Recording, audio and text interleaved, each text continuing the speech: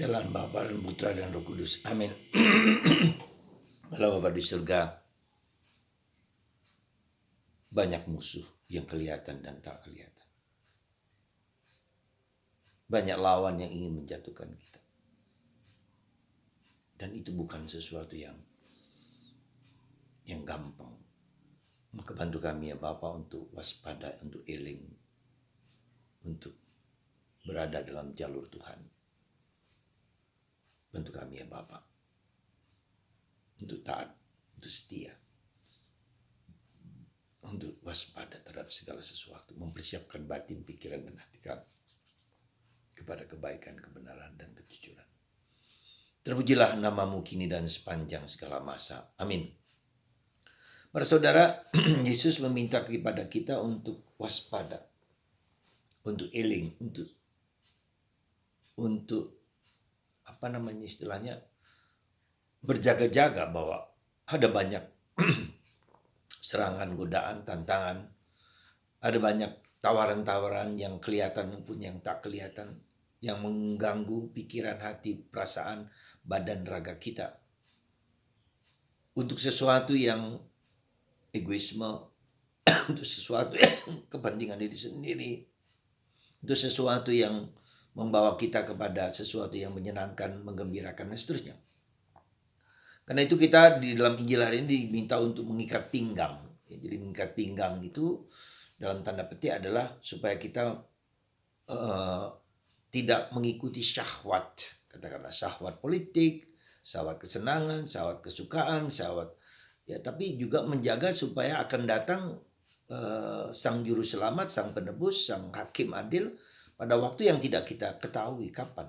Hari ini, besok, 1 jam lagi, setengah jam lagi, kita nggak pernah tahu.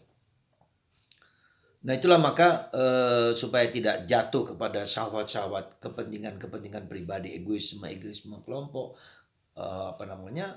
kesenangan-kesenangan pribadi, maka dibutuhkan suatu yang kewaspadaan. Kewaspadaan untuk tidak jatuh kepada dorongan-dorongan yang membawa kita kepada kehancuran.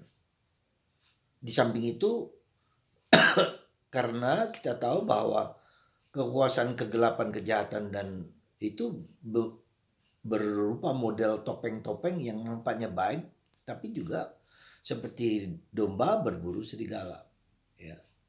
Atau serigala berbulu domba dalam tanda petik. Atau kelihatan bagus-bagus tapi nampaknya ada sesuatu yang dibalik, yang dipermainkan, ya, permainan. Dan situasi sekarang, politik yang sekarang ini sedang berada dalam titik yang seperti itu.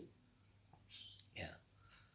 Di mana dan siapa menjadi dalang, siapa menjadi wayangnya, siapa menjadi pion dan segala macam untuk menghancurkan bangsa ini dengan tata krama yang tidak menarik dan tidak menarik dan tidak pantas dan layak.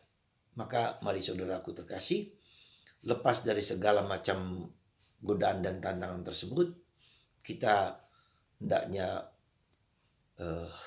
diam di hadapan Tuhan, kita hening di hadapan Tuhan, kita membaca dan melihat segala sesuatu dari kacamata yang lebih dalam, yaitu kehendak Tuhan demi kebaikan bonum comune, ya, kebaikan bersama, kesejahteraan bersama. Mari kita mohon rahmat supaya Roh Kudus mengilhami banyak orang untuk memakai jalan terbaik, ya, demi kebersamaan dan bangsa dan negara. Hari-hari ini kita dihadapkan dengan kenyataan masyarakat kita yang tidak layak dan tidak pantas. Ya, mana yang benar, mana yang salah kita juga tidak tahu dan belum tahu persis.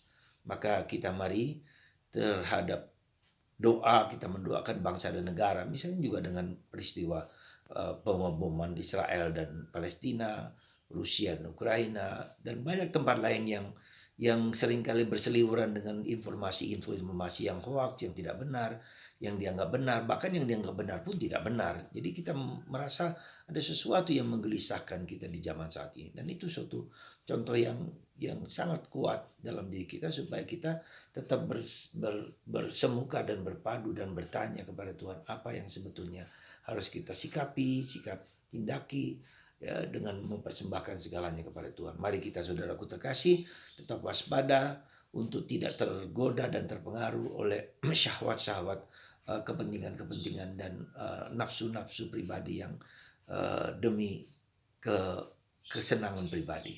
Semoga Tuhan memberikan rahmat kebijaksanaan, rahmat Roh Kudus kepada kita semua. Tuhan memberkati Anda semua. Mari kita masuk dalam rencana Tuhan dan membiarkan Tuhan bekerja dan mengubah dengan kehendak dan caranya sendiri.